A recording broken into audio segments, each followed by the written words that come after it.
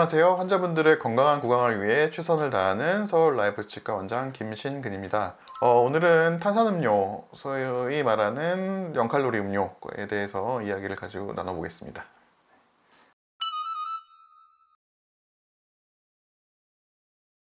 정확하게는 완전히 제로 칼로리는 아니라고 하고 있고요. 우리나라 기준상 용량 대비 칼로리가 적으면 0칼로리로 표시할 수 있다고 제가 알고 있는데, 기본적으로는 탄산음료나 이런 음료에 설탕이 많이 들어가게 되는데, 그런 단맛이 나는 것을 다른 칼로리가 적은 성분을 통해서 단맛을 똑같이 내는 그런 음료라고 할 수가 있겠고요. 설탕이 들어가지 않다 보니까 조금 더 안전하다고 해서 드시는 분이 많은 걸로 알고 있는데, 물론 장점도 있지만 그 외에 상응되는 단점들도 조금 있습니다.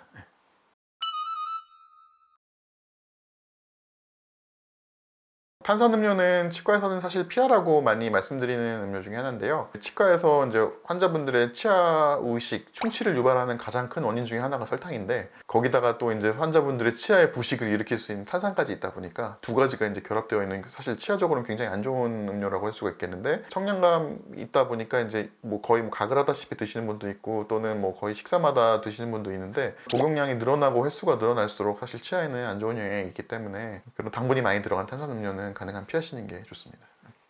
그러면 제로 칼로리라고 하는 음료들은요, 이제 당분을 다른 성분으로 대체를 하는 건데, 생각보다 설탕이 들어간 양이 어마어마한데 그 양을 굉장히 적은 양의 감미료로 단맛을 내다 보니까 치아에는 기본적으로 우식을 유발하는 성분이 비교적 적기 때문에 그런 부분에 있어서는 좀 유리한 면이 있겠습니다.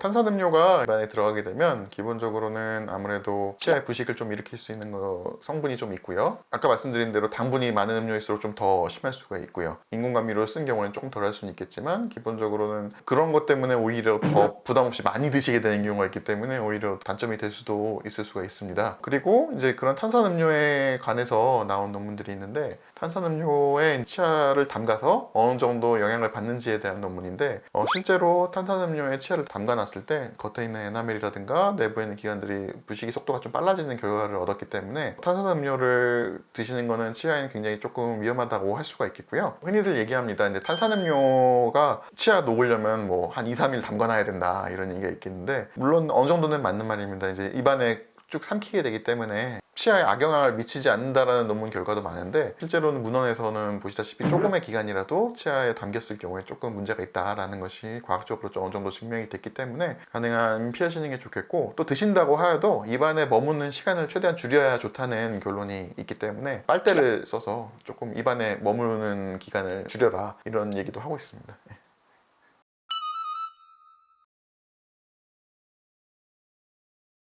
간혹 이제 식사 마치시고 나면은 탄산음료가 이제 아무래도 이렇게 싸한 느낌이 있다 보니까 마치 입안을 청소하는 것처럼 느껴지시는지 그걸로 막 가글하듯이 드시는 분들이 있는데, 사실 탄산음료가 뭐 입안을 청결하게 하거나 그런 성분들을 씻겨 내려가게 하는 게 아니거든요. 당연히 음식물 찌꺼기 낀 거 정도는 해소할 수 있겠지만, 더 좋은 건 당연히 물로 가글하시는 게 훨씬 낫고요. 오히려 그런 가글을 하면서 구강 내에 있는 시간이 길어지게 되면 치아에 더 부식이 될 수도 있고, 또 이제 가글을 통해서 입안 곳곳에 이제 당분이라든가 남아 있을 수가 있기 때문에 별로 좋은 습관은 아니라고 볼 수 있겠습니다.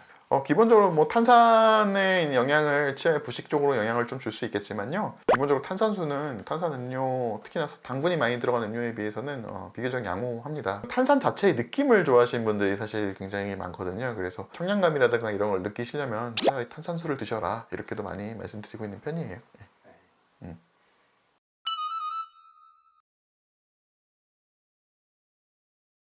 유치는 영구치에 비해서는 점낭질이라든가 이런 치성분들이 적고, 또 비교적 부식과 마모에 취약하기 때문에 사실 어린아이들이 탄산음료 먹는 거는 성인보다 조금 더 위험한 부분이 있어요. 그래서 이제 저 치과 근무하다 보면 아예 전체적으로 이가 다 부식되거나 썩어서 온 애들은 대부분 보면은 설탕 들어간 과자라든가 이런 사탕 이런 좋아하는 경우도 있겠지만, 의외로 탄산음료라든가 이런 주스, 이런 단 음료를 즐기는 아이들이 오는 경우가 많아가지고, 그런 부분은 부모님께서 좀 힘드시겠지만 특별히 더 신경 써서 좀 막으시는 게 좀 좋습니다. 예.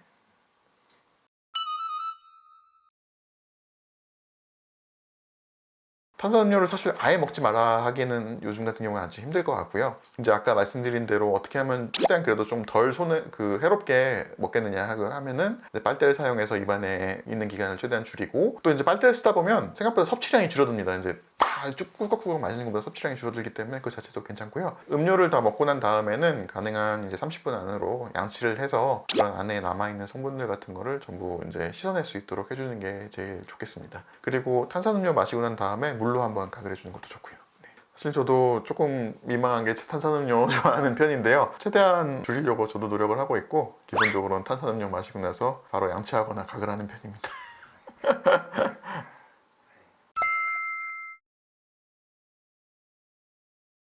오늘은 탄산음료에 관련돼서 이야기를 많이 나눠봤는데요. 탄산음료는 함량감이라든가 이런 면에서 많이 조금 좋은 부분도 있고, 소위 말하는 사이다 먹은 것 같다라는 좋은 표현도 있는 만큼 아예 피할 수는 없겠지만, 현명한 방법을 통해서 섭취함으로써 그 해로움을, 특히나 치아에 있는 해로움을 좀 줄이시는 방법으로 드시는 게 좋겠습니다.